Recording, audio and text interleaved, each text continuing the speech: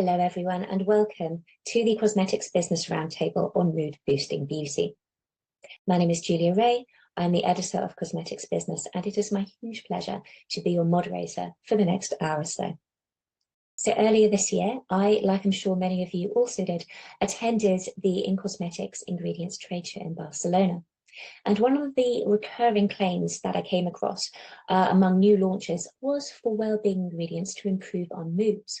And this could be via encouraging better sleep or mimicking the effects that, for example, exposure to sunlight or having an acupuncture session can have on the way that we feel. So we at Cosmetics Business really wanted to explore this theme for our second roundtable in our series, taking an in-depth look at areas like active ingredients and the claims that can legitimately be made, but also factors like aroma and the visual impact of packaging and marketing, and all those other areas that feed into mood-boosting, dopamine-hit beauty. And once again, we have amassed a fantastic group of experts to get to grips with this topic. But before we get properly started, as ever, I have some housekeeping notes. Firstly, today's webinar will be available on demand if you'd like to revisit it at any stage or to share. The last section of this webinar will be devoted to a Q&A session, and you can send in your questions to be answered by the presenters using the box on the screen in front of you. I'd like to thank anyone who sent in questions prior to today. As part of the sign-up process, these will also be fielded to the experts shortly. I should add that all questions will be posed by myself to the panel and they will be anonymous, so please don't be shy. And on that note, I'm delighted to now hand over to the first of our panelists, Nancy Bezier, Business Development Manager, Actives and Natural Origins at Clariant.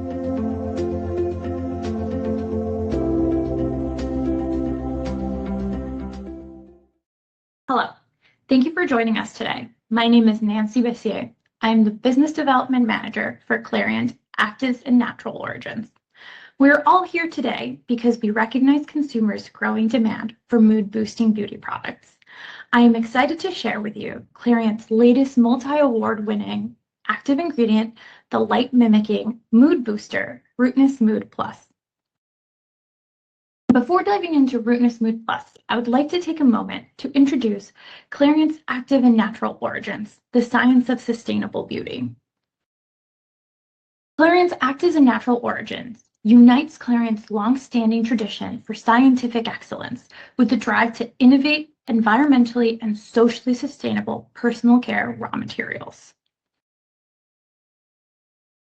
culminating into one of the broadest ranges of naturally derived ingredients on the market, offering natural actives, high-purity synthetic actives, encapsulated retinol, responsibly sourced plant extracts, emollients, clays, and upcycled exfoliants. And now, let's get into the reason we're here, wellness, by asking, is sunlight all bad? Turns out no. While protection from the damaging effects of UV is vital, sunlight also has benefits. Relevant to today's mood-boosting topic, sunlight influences our emotional and mental well-being by triggering production of vitamin D, promoting stimulation of serotonin, ultimately increasing conversion to melatonin. And who doesn't feel brighter after a good night's sleep? In fact, the lack of sunlight in modern lifestyles is a main contributor to an increasing occurrence of seasonal affective disorder, SAD, which has a negative impact both on mood and skin appearance. Currently, we have two methods for treating sunlight deficiency, light therapy and vitamin D supplementation.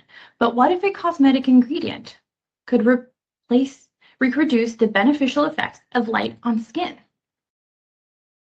But first, how does skin know it's being exposed to sunlight? Just like in our eyes, skin has photoreceptors called opsins, which transduce certain wavelengths and mediate various processes, such as skin repair. And now, Rootness Mood Plus, the light-mimicking mood booster. Rootness Mood Plus is the root extract of Sanguisorba officinalis, also known as the grape burnet. Our plants are grown under patented aeroponic conditions, which allow us to harvest roots in a non-destructive and sustainable manner while granting access to previously inaccessible secondary metabolites, such as turmeric acid derivatives, the key compound in Rootless Mood Plus, which can only be found in Sanguisorba officinalis plants cultivated through the plant milking technology. This compound is a powerful combination of turmeric acid, known for its anti-inflammatory properties, and ferulic acid, well known in the personal care industry for its anti-aging potential. And now let's get into the good stuff, starting with experimental data. When skin is deprived of sunlight, opsin receptors are not activated. Vitamin D is downregulated, negatively affecting mood through the downregulation of serotonin and melatonin production.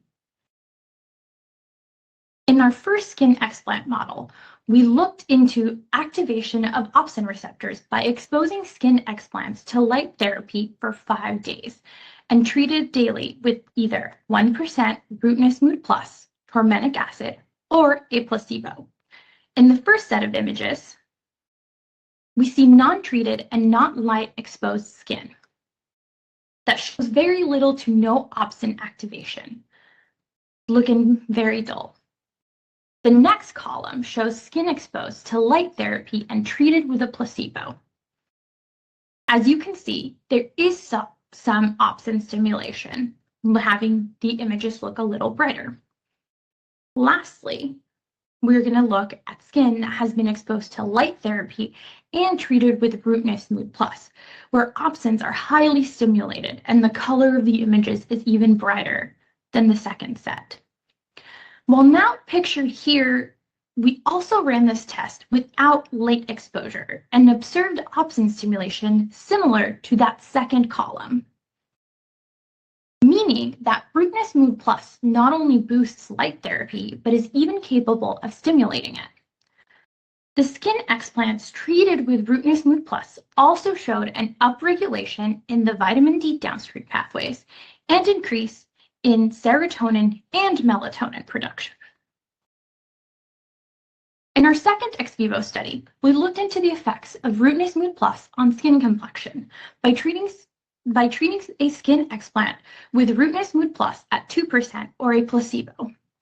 Testing showed an increase in 11.6% in an ITA value from day 0 to day 2, meaning that brightening does occur on the skin.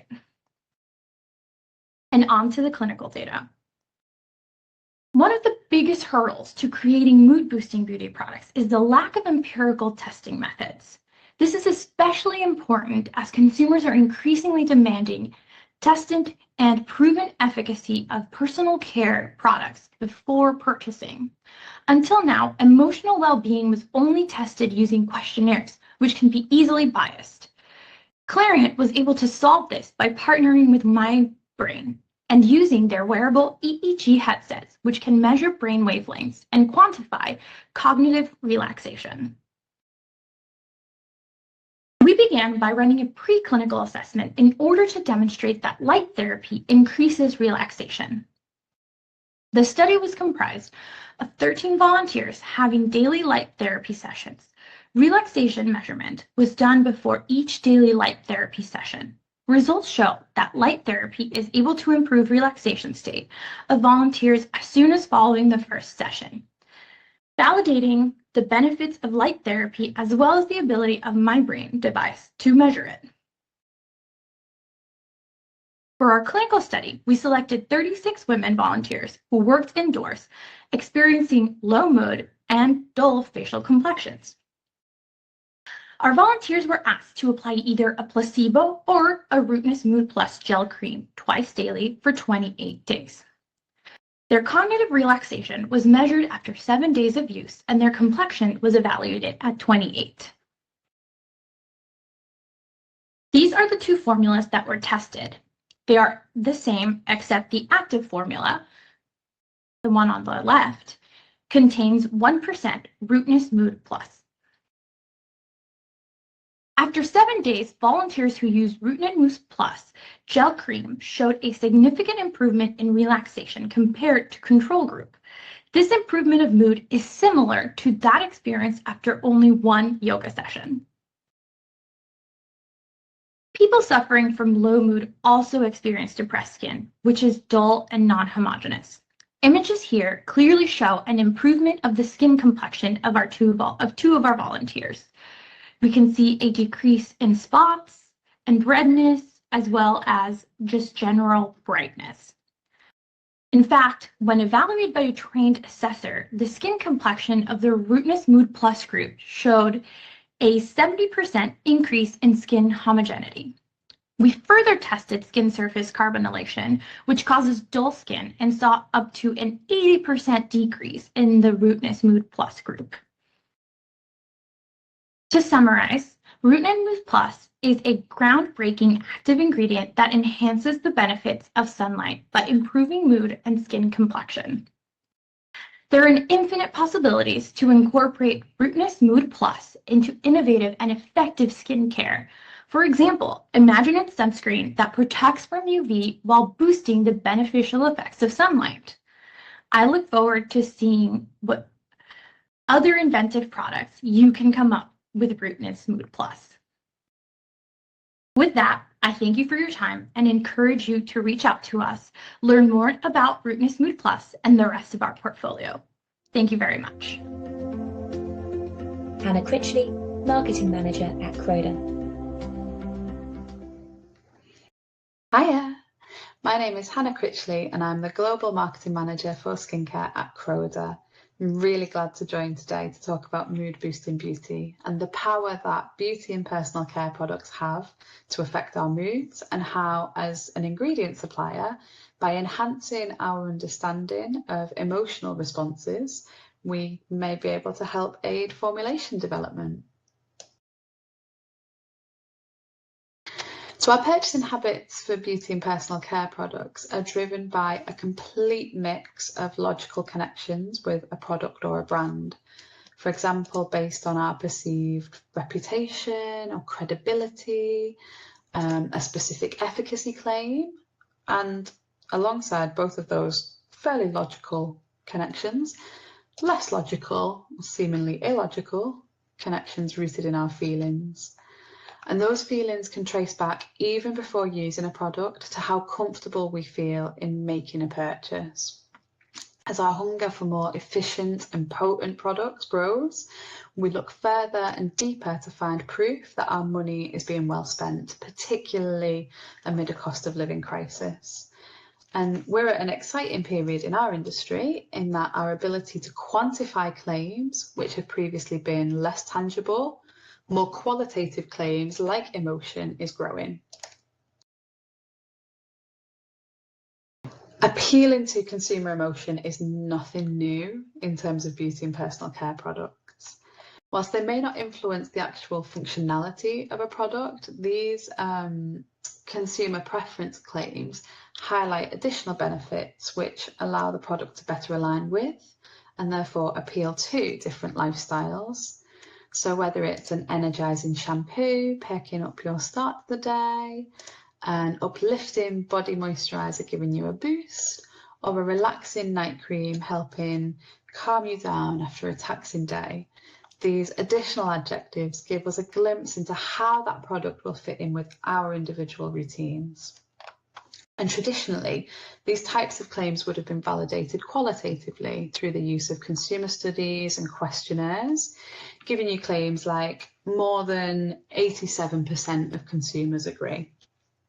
However, we can now quantify the human response evoked by external stimuli, so evoked by the use of these types of products.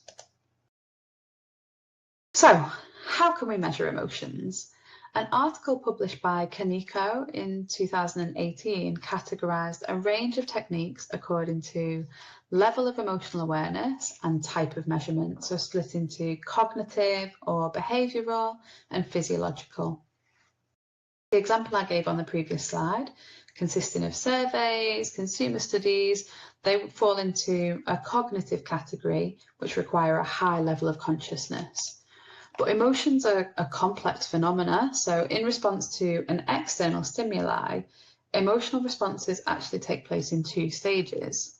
The sensory motor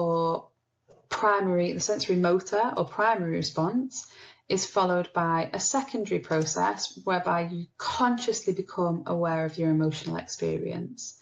And there are many different methods which can be employed to measure each of those stages, which you can see listed on screen here.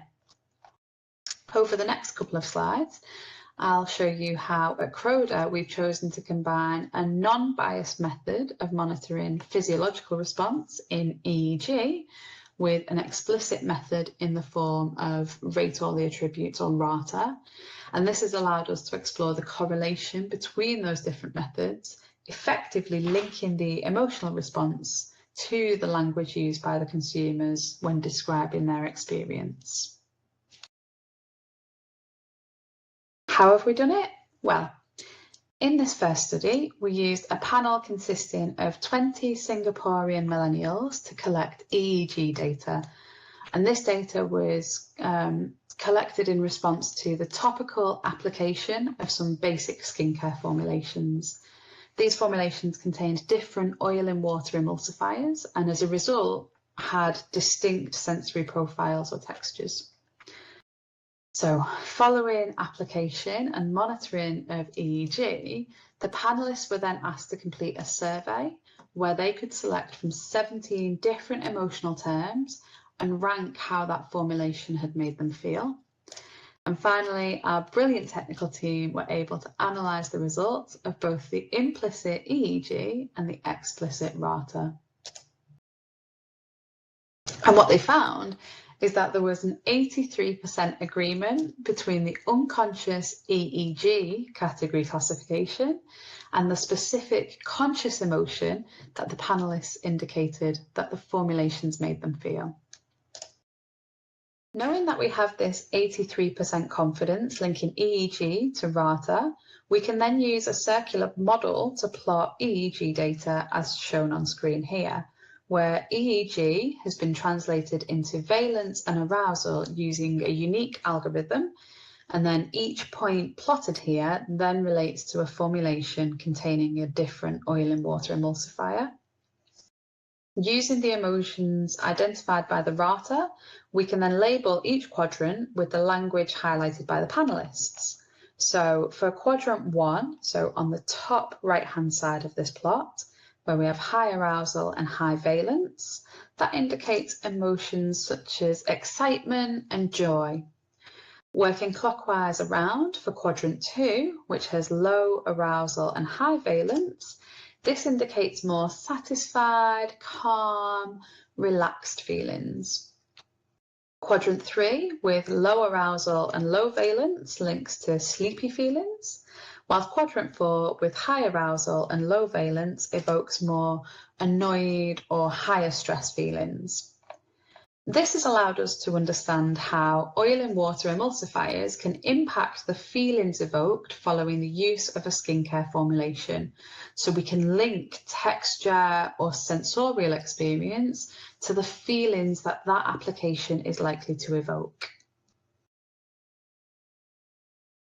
Whilst the previous study explored how different sensories could impact emotional response, using a very similar method, we've also been able to explore how formulations with identical sensory profiles, but containing active ingredients, can evoke different emotional responses. So firstly, we evaluated and compared the sensory profile of a placebo cream to a cream containing Xanthocare from Croda. The trained panelists rate the two creams on a scale of 0 to 100 and different criteria, which you can see on screen. And the two profile curves that result are identical, so the panelists were unable to distinguish between the two creams sensorially. But how about emotionally? Well, this is where the quantification of emotional response continues to demonstrate its power, because even when those formulations had the same sensory profile, the inclusion of Xanthocare is shown to transform the emotional response from quadrant 4, so low valence, high arousal, annoyed, stressed, to quadrant 1, so high valence, high arousal, more happy, pleasing, and joyous. And of course, when talking about evoking emotions, we cannot forget the importance of fragrance. We know fragrances have the power to transport us to another place, even another time, and often evoke emotions and memories that spring to mind before we can even consciously recognize the scent.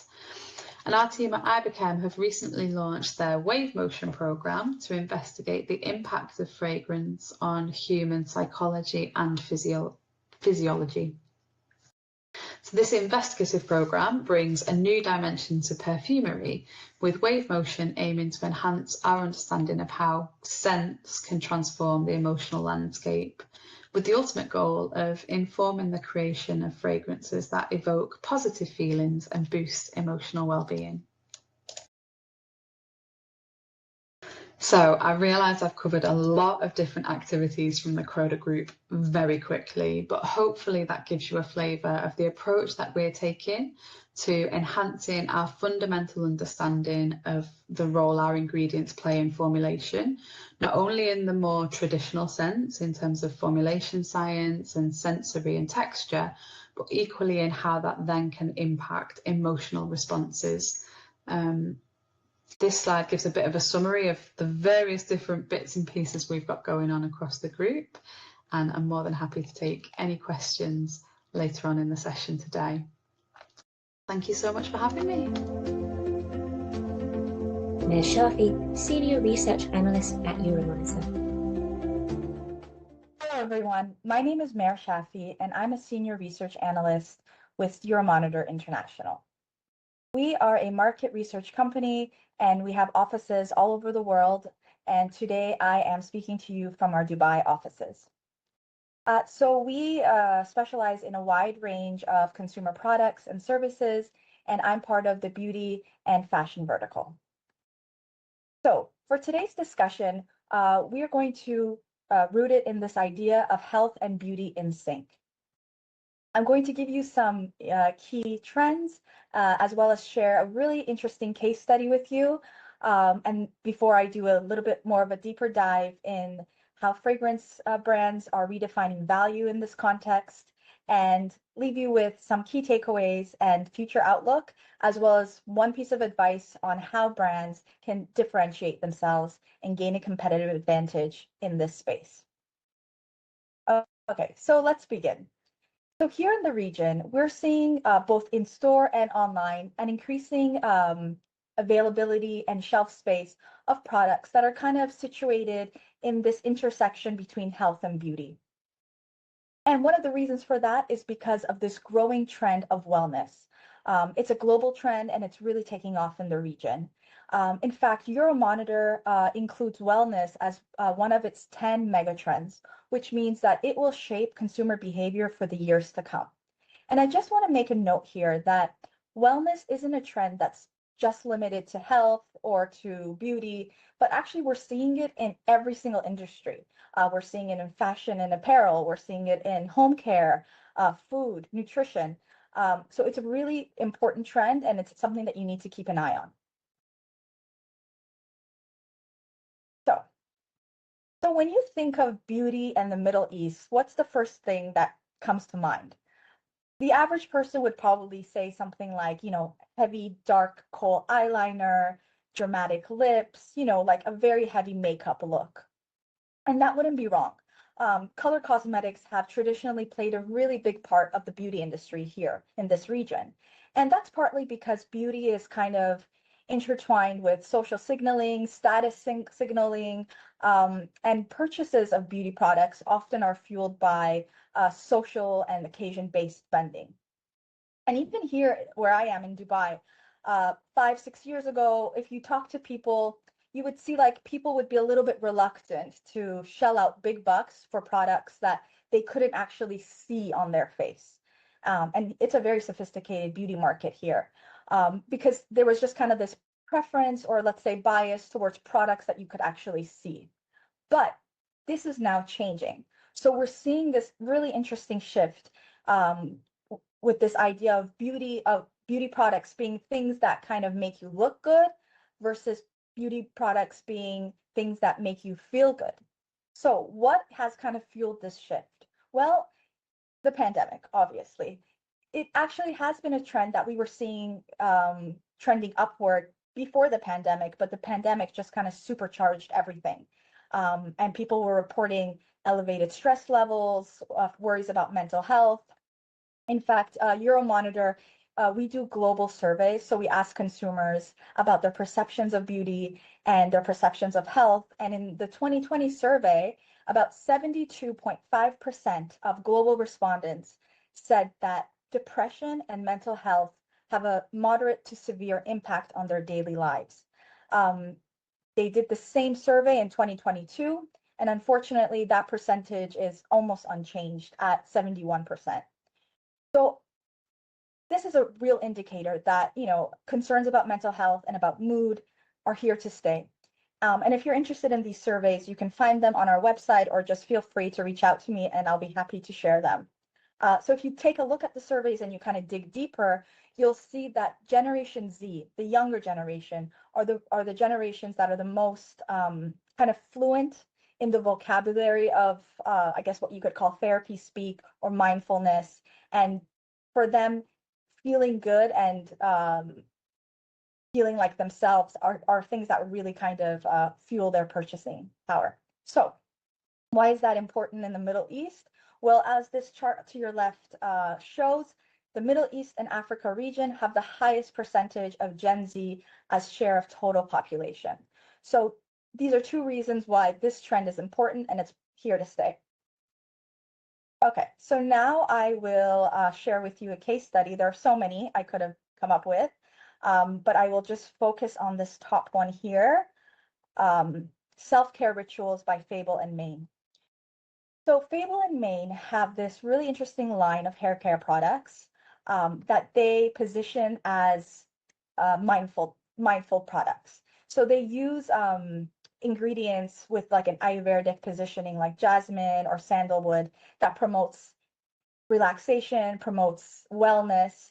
And this is very popular in the region because Ayurvedic, medicine here is also has deep roots, especially in the Gulf region. But the reason why I really like Fable and Mane as a case study is because they are very aware that mental health is a journey and everyone is in a different place in that journey. So they're able to create a connection with their customers by helping them through their own individual journey and not assuming that everyone already knows what, for example, mindfulness means. Because in this region, you do have to educate consumers still, because not everyone is on the same playing field. So they're very good at communicating and marketing and actually, going so far as telling people, well, you need to take a few minutes to check in with yourself. Why not do it when you're doing your hair care routine? So it's a really interesting example, and it's been doing very well in this region, especially among Gen Z consumers. So now let's talk about fragrances. Fragrances have a very, very special place in this part of the world, in the Middle East. Traditional Arabian fragrances like oud are known for their exquisite scents as well as their mood-enhancing properties. And what's really interesting is in the Gulf countries, so like the UAE, Saudi Arabia, this is the highest per capita spend on fragrances globally. So the average person in the world might have one or two perfumes at any given time. Here, it wouldn't be uncommon to find 6 or 7. And that's partly because there's this trend of layering, which means, you take a bunch of different perfumes and you create your own kind of combination so that no one smells like you. It's very popular here. So this is a very competitive, highly saturated fragrance market, but we're seeing growth continuing in this market, and that's because one of the growth drivers has been this pivot towards wellness and enhancing moods and creating comfort.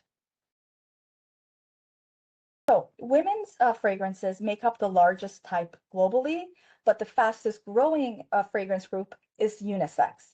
So here in the Middle East and Africa, about a quarter of all perfume sales are unisex sales. So you might be like scratching your head wondering why, and that's because the traditional Arabian fragrances are by nature unisex. So they don't have any of those like gender-coded ingredients. So that's something that's really interesting and unique about this part of the world.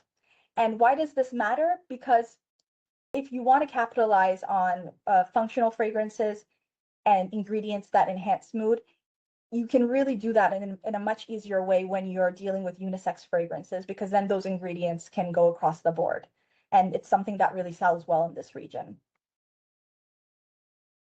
Okay, so now we are near the end of the presentation. So I will be talking a little bit about the future outlook and some key takeaways from this presentation. So I'll start from the right and I'll go left. This is very Arabic style of me. But stress levels, anxiety, depression, these are issues that are here probably to stay, and people want to find ways to deal with them through their purchasing behavior. And across the retail landscape, everyone is competing for the wellness dollar. And so this is a highly competitive space, but if brands are able to communicate the benefits of their products and the benefits to health, they have a distinctive advantage. And that's what my number one key takeaway, key piece of advice would be. In an environment where wellness claims are just growing exponentially, those brands that can demonstrate through science-backed claims or clinical studies an actual, physiological impact that their product has on health, those are the brands that are really going to be able to stand out. And those are the brands that will gain a competitive advantage in this space. So that comes to the end of the presentation. To your right, you will see a QR code. If you click on that, you will be led to a very comprehensive report about health and beauty in sync in the Middle East and North Africa. It was written by my colleague Amna. And as you can see, my email address is there. Feel free to send me a message if you have any questions or if you'd like to learn more about mood enhancing beauty in the Middle East. Thank you so much for your attention, and goodbye. Laura Guillon, Director, North America Cosmetic Active Ingredients at Laboratoires Expansions. Hello everyone, thanks for joining this webinar, and thanks to Cosmetics Business for having me talking about Epionin Bio today. My name is Laurent Gillon and I'm working for Laboratoires Expansions in the US as the Sales Director for North America. So consumers are more and more aware of their need to address their whole well-being through cosmetic products. So usually it goes through the experience, the texture, the fragrance, or the essential oils, for instance. But it's going further. They now demand neuroactives, neurocosmetics that will have biological efficacy and enhance their well-being. So if we look at the connection between the mind and the skin, and the brain is actually pretty connected to the skin, so they come from the same embryological origin. So when you experience stress or anxiety, it will release the production of cortisol stress hormone at the brain level, but also at the skin level, so keratinocyte level. You can also have a production of neuropeptides like the substance P involved in the pain sensation or catecholamines. So this stress, this emotional state can be involved in skin condition like inflammation, barrier disruption, dehydration, and this skin condition can then trigger even more stress due to these issues. So here at Laboratoires Expansions, we wanted to design a new active ingredient that would break this vicious circle and address both the skin conditions and the mind as well. So if we go a little back to the name of the active ingredient, so it was named after Epaion, who is a Greek goddess. So Greek goddess that like soothes the body, mind, and soul for global well-being. And so with this active ingredient, we wanted to provide the same wellness sensation. So Epionine Bio comes from the tea oil camellia seeds sourced sustainably and with a traceable sourcing from China. So this oil is rich in sterols like beta-amyrin. So we do molecular distillation on the vegetable oil to extract the unsaponifiable molecules that will provide benefits for the consumers. And this is a Cosmos certified active ingredient coming from organic crops in China. So if we look at all the benefits we've tested and evaluated with Epionine Bio, so you work at the skin level. So it provides anti-inflammatory benefits for like soothing effect, anti-redness effects. It strengthens the skin barrier for moisturizing benefits and works on the pain modulation for skin comfort. At the mind level, we partnered with a French laboratory, Hemospin Spin Control, who specializes in psychology and neurosciences.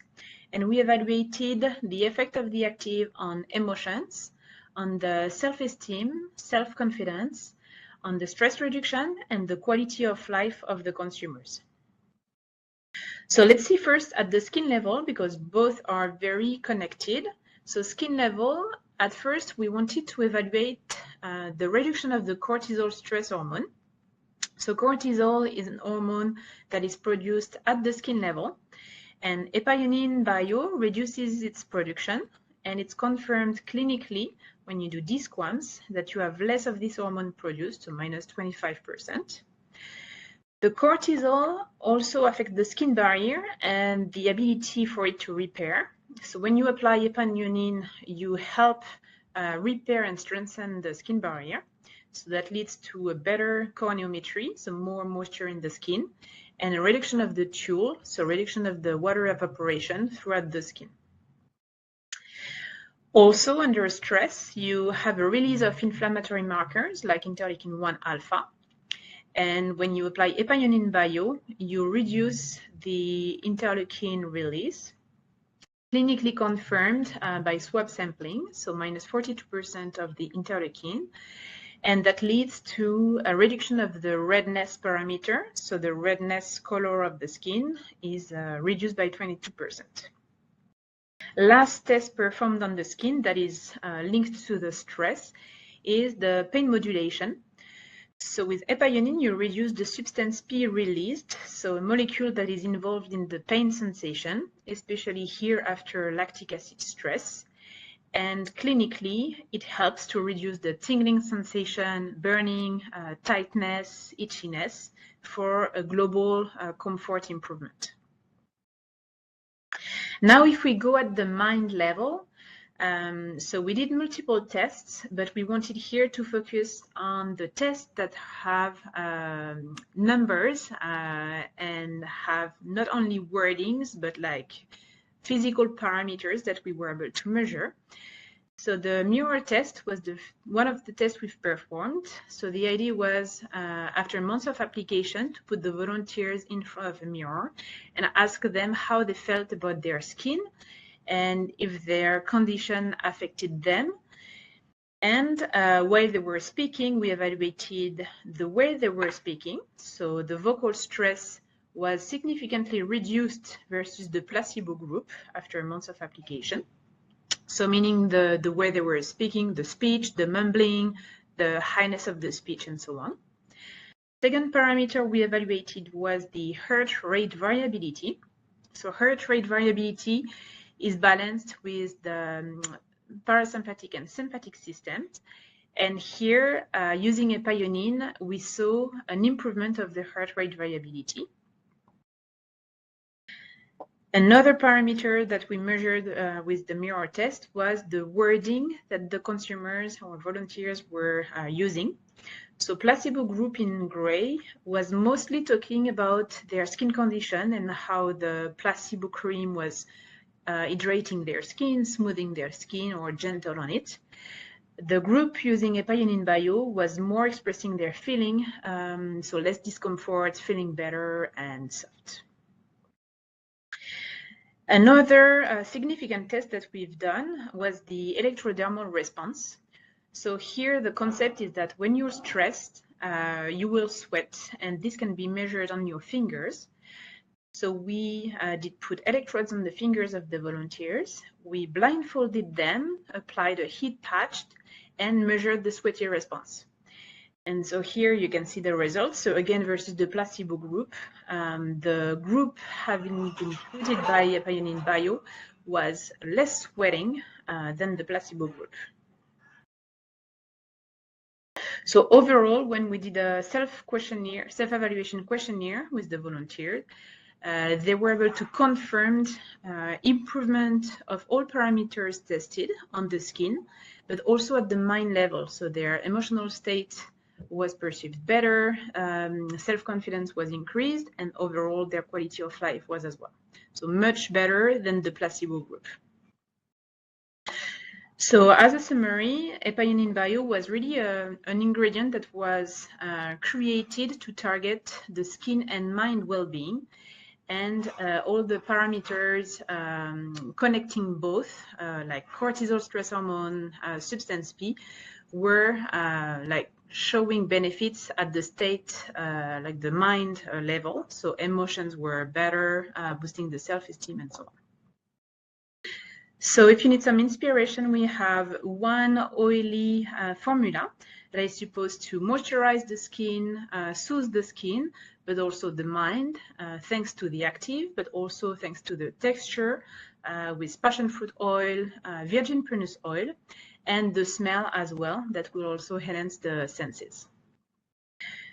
So here you can see a cloud of some claims that are seen on the market already from products that will target the well-being. So you can see that some brands are using the wellness approach, relaxing, inner confidence is boost, and anti-stress as well. So it's really a new way of claiming these calming, soothing benefits from cosmetic products. And hopefully this will inspire you to help enhance the happiness of the consumers. So if you have any question, don't hesitate to write them in the chat or ask in the Q&A session after, or even contact Expansiance for more details on the results. Thanks very much, and hope you have questions for after. Bye. Howard Epstein, Director of Technical Services for EMD Electronics, Surface Solutions at Merck. Hello, my name is Adriana Valenzuela, Strategic Marketing Manager, and this is my colleague Howard Epstein, Director of Technical Services. Today we will discuss the topic Elevate Your Mood with the Power of Flowers, with our actives Dronacare Pop PSE and Dronacare Balmans. Do you know that when our skin looks and feels good, we tend to feel better about ourselves? A structured date with healthy routines that you follow regularly is important for body and mind. Those routines include healthy eating habits, exercise, journaling, and skincare. In fact, you might find that certain times of the day lend themselves to intrusive thoughts, but you can break negative patterns with self-care. For example, the act of caring your skin additionally provides an opportunity for mindfulness. Now, according to Mintel, consumers are willing to invest in their personal health, seeking solutions that improve their well-being and cater to their evolving needs. Looking good is never easy if you are not feeling good, inside and out. One of the most important external indications of how you are feeling on the inside comes from the skin's sensitive and problematic skin, and it can be highly reactive to internal physical factors. So, restore harmony to your skin by providing short-term relief and long-term peace of mind. There are some good solutions that help you to feel good. For example, with the power of flowers, much has been known about the ability of the poppy's tiny black seeds to produce an amazing oil, a natural ingredient. The poppy's natural benefits have been known for centuries as a symbol of striking but fragile beauty, purity, and elegance, and we have scientifically proven them in our product. Dronacare Pop PSE has the remarkable ability to smooth the skin and reduce the appearance of sagging skin on the face and other parts of the body prone to cellulite. Another amazing ingredient is Dronacare Balmans, the cornflower Centaurea cyanus, from the magnificent meadows of France. It helps comfort the skin, not only providing effective relief, but also minimizing the risk of imbalanced skin conditions in the long term. The effects allow you to look as good as you feel. And now let's talk about the mood-enhancing ingredients, Ronicare Balmonts and Ronicare poppy seed extract. Your skin is like a mirror. It's a direct reflection of your health. If you have sensitive skin, it reacts to the slightest change in your environment, inner health, and general well-being. Studies show that about 40% of all people say they have sensitive skin, and roughly 9% even say they have very sensitive skin. The key bioactive in Ronicare Balmonts is ferulyl serotonin. It can be thought of as the feel-good molecule. Several studies show that ferulyl serotonin possesses anti-redness and serotonin-like properties. So what makes Ronicare Balmonts so effective? First, it helps comfort extremely sensitive and stressed skin. Second, it minimizes the risk of chronic imbalance in problematic skin. These skin-soothing sensation benefits revolve around two complementary biological pathways. In case of tissue damage, the body rings an alarm, resulting in an enzyme being activated called phospholipase A2. This enzyme cleans phospholipids in the cell membranes, leading to the formation of arachidonic acid. This is the beginning of a process that ends up with the formation of a whole series of inflammatory mediators. The starting point of this process is the arachidonic acid, from which two pathways develop, leading to the production of leukotrienes and prostaglandins. If too many leukotrienes or prostaglandins are produced in the skin, it becomes irritated and stressed. A solution for improving the condition of the skin is to reduce their production. To do this, you tackle the enzymes that metabolize the arachidonic acid into the leukotrienes and prostaglandins. These are the 5-lipoxygenase, LOX5, and cyclooxygenase, COX2, respectively. We can measure COX2 activity as shown on this slide. The Langerhans cells are dendritic cells of the upper layer of skin, the epidermis. They are synthesized, highly specialized leukocytes that serve immunologic and related cell signaling functions. Under the action of allergens, bacteria, or viruses, the chemokine, a term for cell signaling, thymic stromal lipoprotein, TSLP, is secreted in the epidermis. This activates dendritic cell maturation and migration in the epidermis and dermis to the lymph nodes. The migrating dendritic cells leave a gradient of other chemokines, CCL22 and CCL17. When the dendritic cells reach the lymph nodes, they initiate the transformation of another type of immune cell, T cells, from Th0 to Th2 status. The Th2 cells migrate into the dermis by following the CCL22 and CCL17 gradient, and they cause chronic inflammation.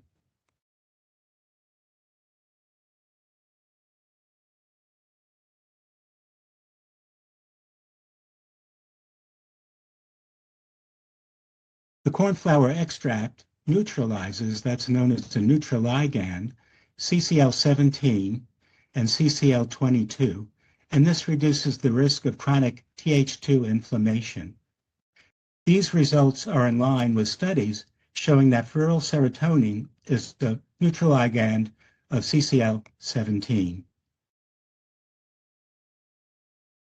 By influencing the processes that affect the skin in these two ways, Ronicare Balmonts restores harmony and offers a combination of important benefits: skin defense, skin calming, and enhanced skin comfort.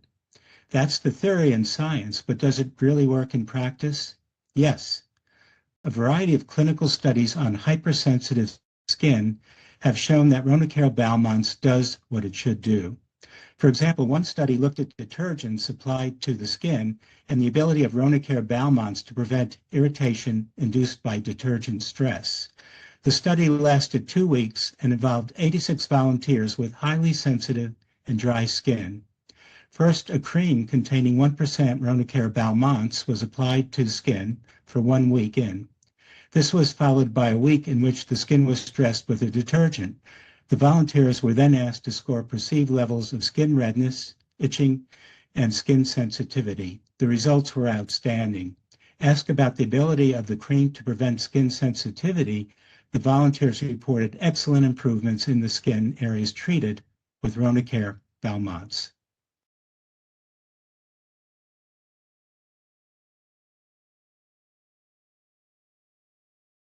Now let's talk about poppy seed extract. Several studies were conducted on poppy seed extract for face and body care. In vitro and ex vivo tests have demonstrated the lipolytic activity of the extract via dual influence on lipogenesis and lipolysis for cellulite. The underlying mechanism of action was found to be connected with a reduction in the glycerol-3-phosphate dehydrogenase, G3-PDH activity, an enzyme involved in the neosynthesis of intracellular lipids. The G3-PDH enzyme being a rate-limiting step for triglyceride synthesis in adipose tissue, this indicated the ability for Pavova-Rojas extract to prevent lipogenesis. Further, an activation of lipolysis was observed ex vivo, shown by a higher release of free fatty acids and changes in the morphology of the adipocytes, increasing the number of the smaller adipocytes and simultaneously decreasing the number of larger adipocytes. Another study evaluated the appearance of stretch marks. A 1% treatment in an oil and water emulsion was tested. Using a derm scan to evaluate the appearance of stretch mark reduction on volunteers with skin phototype 1 through 4, with a mean age of 28 years of age, a dramatic reduction was observed and measured. The length and width of stretch marks was significantly reduced. The top panel shows an image from using 1% poppy seed extract. The lower panel is the same volunteer showing the treatment with the placebo alone.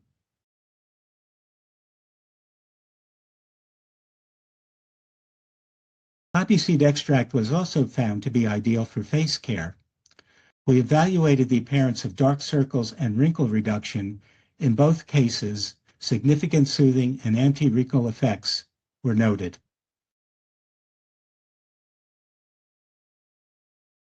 A new clinical study was initiated to evaluate general face firming and face sculpting effect, as well as its ability to reduce eye bags and dark circles under the eyes. The study was performed as a randomized double-blind study with placebo control. After these promising findings, the skin firming and anticellulite efficacy of Pavova-Rojas extract was investigated in vivo in a randomized double-blind placebo-controlled study.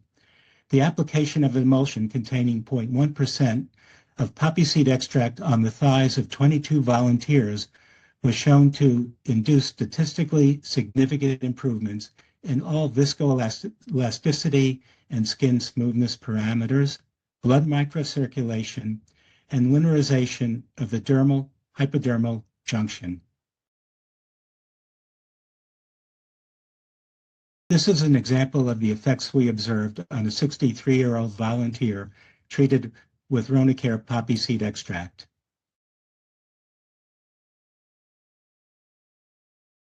And in summary, our volunteers completed the evaluation with eye-catching skin effects.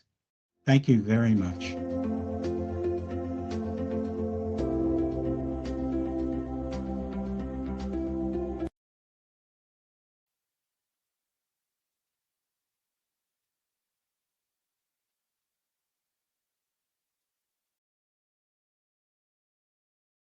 Hello and welcome to our live Q&A. I am thrilled to welcome our presenters in person and a huge thank you to everybody for your insights into all your company's respective takes on rude beauty. We've had some excellent questions in, you will be pleased to know, both before this webinar as part of the sign-up process and of course just now while everyone's been speaking. And guys, do keep sending these in. For those of you who maybe missed the intro, you can send in your questions anonymously by the box on the screen in front of you. So team, let's start with this overarching question. What exactly do we mean when we say mood enhancement? Possibly Mare, could you start us off on this one? Sure, thank you, Julia. So admittedly, the definition is vague, highly malleable, but typically when we refer to it, we're talking about two aspects. So we're talking about the mental aspect and the emotional aspect. So the mental side has to do with the process of cognition. So knowledge attainment, memory and recall, focus, clarity, that sort of thing. And then the emotional aspect has really to do with an examination and engagement with one's feelings. And it's the latter that's really kind of underpinning the majority of the wellness space at the moment. And the reason for that is because of the widespread acknowledgement that stress and anxiety play like an outsized role in our overall health and outcomes. So when we talk about it, mostly we're talking about the emotional side. Fantastic. And guys, does that align with what everyone else sees when they think about mood enhancement? Or is there anything anyone would want to add to that definition? I think in light of sorry, Julia. In light of personal care, I think, during the pandemic, the messaging was very much around how much personal care routines and products can actually help you restore some balance at times when there's maybe a lack of control, and that self-care relating to skincare and everything else that goes alongside it. So again, I completely agree that the link to the impact that has on our moods, and I think I touched on it, these types of claims have been around for years. As a consumer, I want to pick a product that appeals to where I'm at in my daily routine, and so that I know it will fit and help me feel ready or my best for the day. So yeah, the link to mood and how emotionally we are more robust or resilient for the day, I think is an interesting avenue. Absolutely. I think it's interesting what you say. It's been around for ages, but as both you and Mare pointed out, the pandemic really kind of accelerated our interest in this area.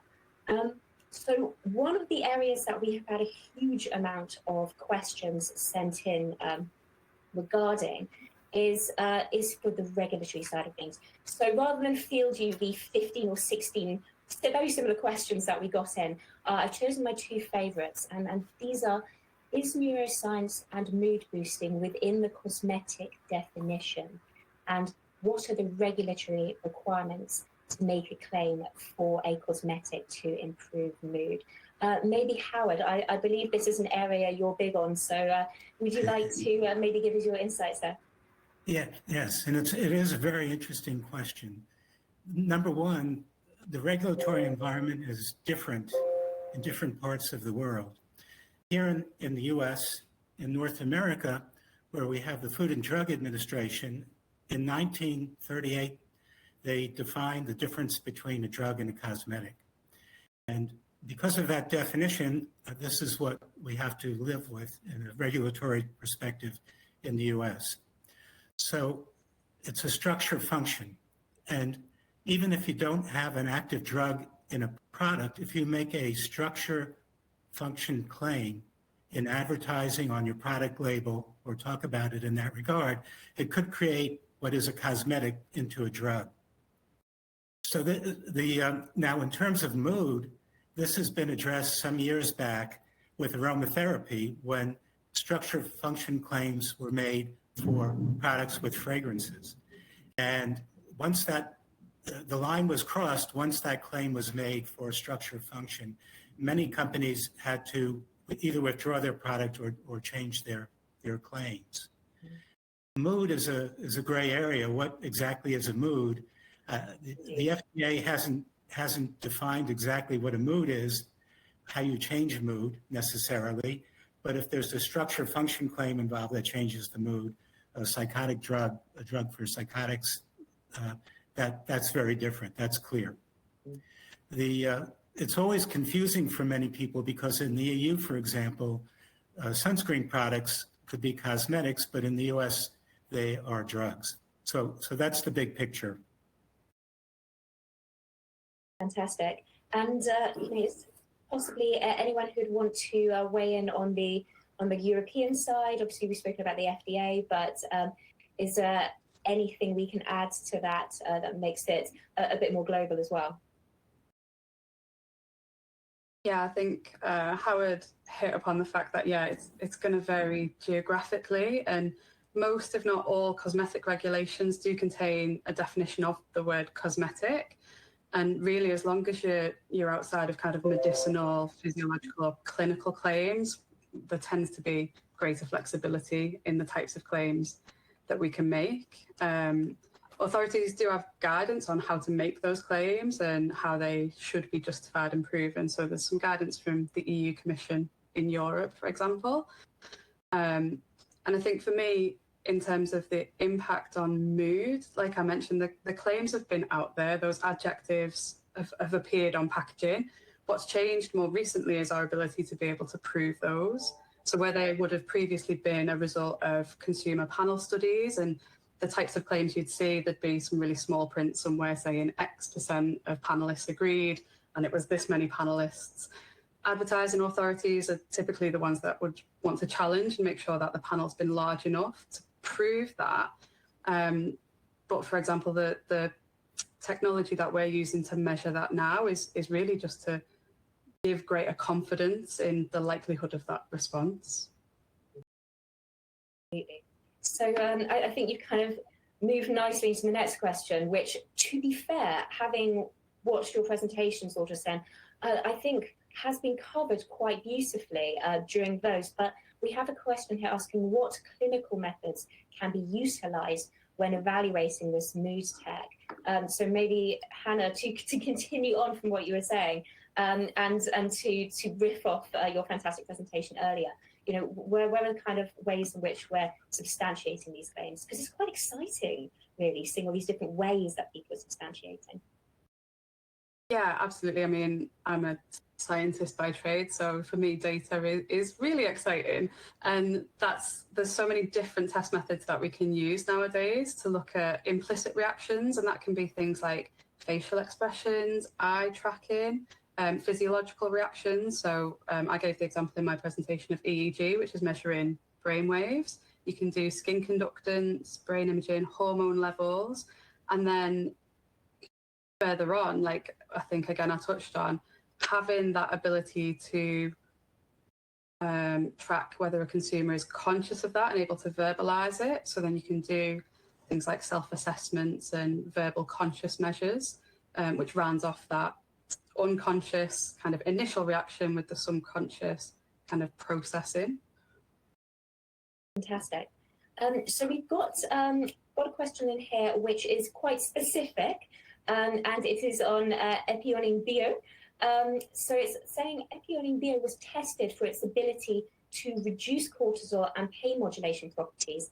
Is it a cosmetic active ingredient or an API? And do forgive my ignorance, Laurent, because I do not know what an API is. If you do, then can you answer this question? Yeah, of course. So I guess it's the active pharmaceutical ingredient. So Epionin Bio is definitely a cosmetic active ingredient, not concerned by the pharma.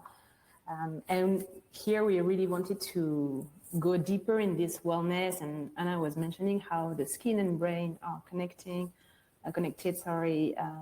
triggering emotions and then acting on the mood. And so with Epionin, the tests that we did were really linked to the skin. So cortisol, stress hormone at the skin level, and it starts to be a new target that is evaluated to look at the stress like level and influence on the skin. I think substance P was mentioned, and it's also a classical target that is evaluated at the skin level, which is a pain modulator, but we didn't like test it clinically, the pain like benefits or anything. What we did evaluate was really linked to the skin aspect, so like redness, soothing effect, comfort after all, and linked to the mind, it was really the well-being and how the emotions that are created after applying the product are better. So it's really a matter of linking it to the skin and the skin condition. And in the test, we really focused on this. like how the skin can trigger better like positive feelings. It sounds like a great ingredient. So we have one here asking, moving into a bit of fragrance. I know fragrance was touched upon. So what essential oils and fragrance can we use in our products that can help boost the mood of the user? And interestingly, they've also asked, how does this work for fragrance-free skincare? So I don't know, who would be interested in popping in and answering that one on fragrance? Anybody? I can Yeah. jump in. Fragrance. Yeah, I mean, you spoke a little about fragrance there. I mean, how important is fragrance to mood beauty? And having seen all these incredible both functional ingredients to make you feel very well during application, but also these fantastic active ingredients that will boost your mood over 7 days or so, or a bit longer. Do we need the fragrance in a product to give you that mood boosting effect? Well, I can take the first part of the question, and then so I think I spoke a little bit about it in my presentation, where we're seeing like the aromatherapies, like the sandalwood, jasmine, even like here, which is really popular, it's called oud, which is agarwood. These are all kind of ancient stuff that's known to boost mood. Like among the Iranians, like saffron is considered to boost mood. So this depends on, I guess, culturally. I don't know about like actually the science behind of how you can prove that. But definitely we're seeing that the growth of the mood boosting is coming from ingredients. So it's being led by ingredients, and it's usually one ingredient. This is how it's been playing out.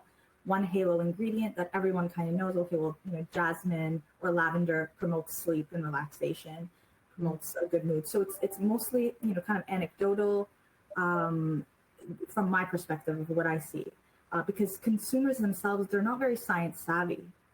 They don't really know how things work, but there's growing awareness about science and wanting to learn. So I think that it's very important when you do have a product that you're positioning that way, that not only that you do the science behind it, but you explain it and you educate the consumer so that they can also get an understanding.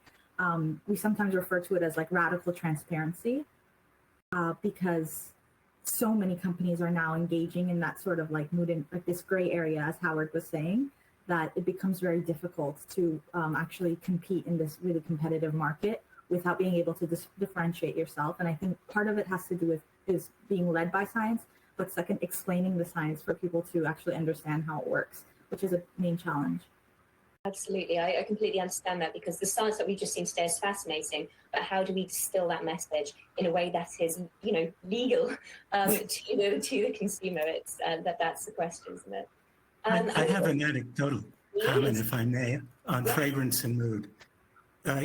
Years ago, I worked for Jergens Lotion, which is now Cow Brands, and they are very well known for a moisturizer, Jergens Lotion, which has a very well-known cherry almond fragrance, and that's what people like. This brand has been around for well over 150 years, and I remember going to the American Academy of Dermatology meetings where we had a booth with Jergens Lotion, and I remember a dermatologist walking up and saying, well, as dermatologists, we don't recommend products with fragrances, but when I was a child, I remember going to grandma's house, and every grandma had Jergens lotions in the bathroom on the sink.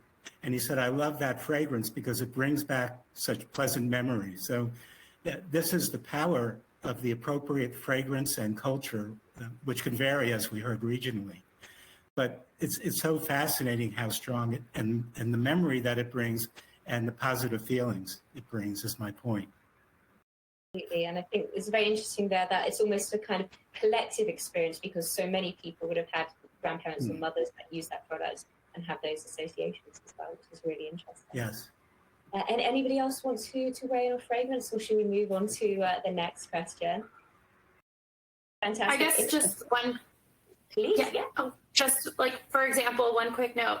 In our testing, we do actually recognize the effects of fragrance and sensory as well. And so in order for us to be able to appropriately measure that, we actually waited a whole hour during our clinical testing from application to when it was actually tested, because we wanted to make sure that we were evaluating the effects of our ingredient and not necessarily testing the effects that the fragrance or the sensory of the application would actually have.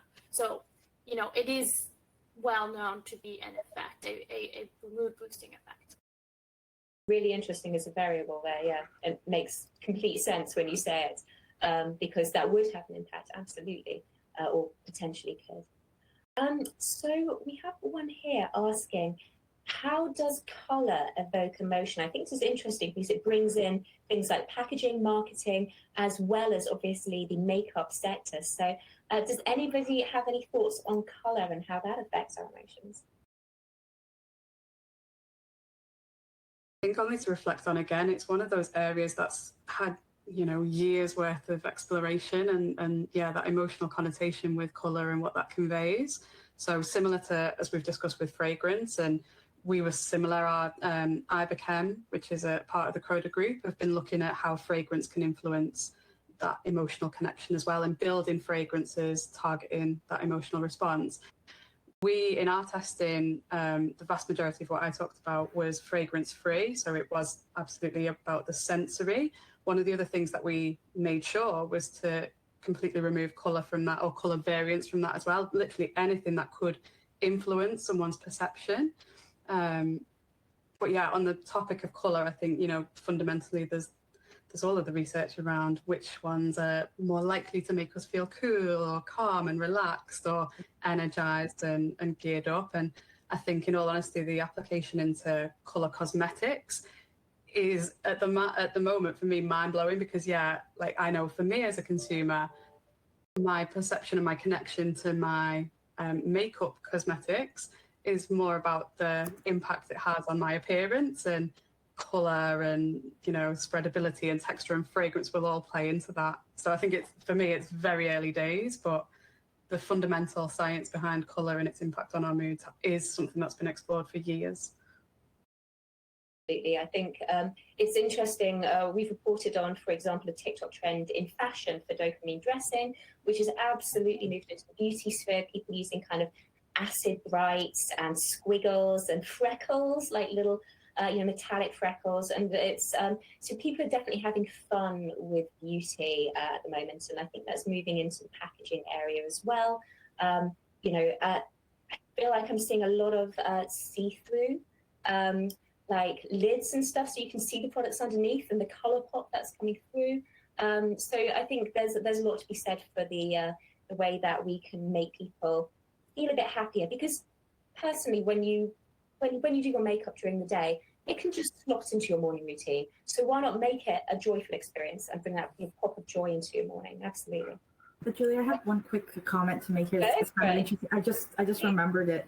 Many years ago, I read a book. I don't know if you've heard of it. It's called Drunk Tank Pink, and it's about how color affects our daily judgment. So definitely check it out. I remember one anecdote in that book where they showed a bunch of very huge like weightlifters, a photo of they showed them like pink, baby pink, and they would look at this and then they would ask them to lift weights, and they found that they could lift less weights.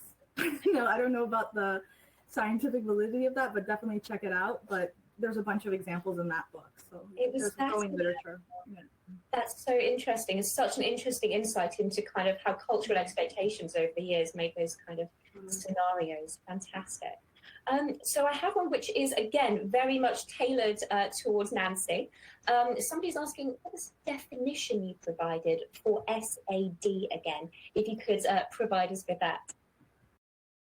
Yes, of course. So SAD stands for Seasonal Affective Disorder.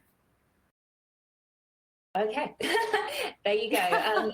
And fantastic. Okay, so I hope that that answers that guy's woman's question adequately. Fantastic. I think I can see that unfortunately we have lost Howard. I know that from where he's calling in North Carolina, I believe there are storms. So that might explain why he's dropped off. I'm sure he'll join us again as soon as possible, but we will continue with some more of your questions. So we have somebody asking, how can mood beauty be applied to hair and scalp care. Now that's an interesting one that I've not really considered. Have any of you guys come across this, and do you have any thoughts about how it can be moved into this area? I can related to the clinical test and so on we've done, but basically the skin, we've seen like when you have like dry skin, redness, irritation, that can affect your mood and the way you feel. And same thing with the hair and scalp, especially now, like people are more aware of their scalp need. So I guess when you have like itchiness or greasy skin, greasy scalp, and so on, it can definitely affect your mood and your perception of yourself. So if you like target a hair or scalp care, definitely it will also improve the well-being of the consumers too. Lovely. So lots of opportunities there. I know there's nothing better than a scalp massage as well for making you feel wonderfully connected to yourself. So yeah, we have a really interesting one here, and I'd love to know your thoughts on it.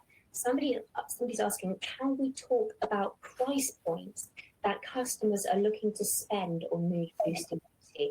Is it something they are still after in a cost of living crisis? Anyone got any thoughts on that? Is this an expensive area to operate in, do we think? No worries, don't worry, I'm not going to put you on the spot. Potentially, if anyone wants to think about that, they can get in touch. I could just make a quick comment here. We sometimes, for these types of things, we have done in the past that Euromonitor price positioning for different types of consumer sets. So we've done it for like products that are positioned as sustainable. I don't think we've done it yet for mood boosting because it's such a new topic, but you could do like kind of an individualized custom research to find exactly where and how much customers are willing to spend.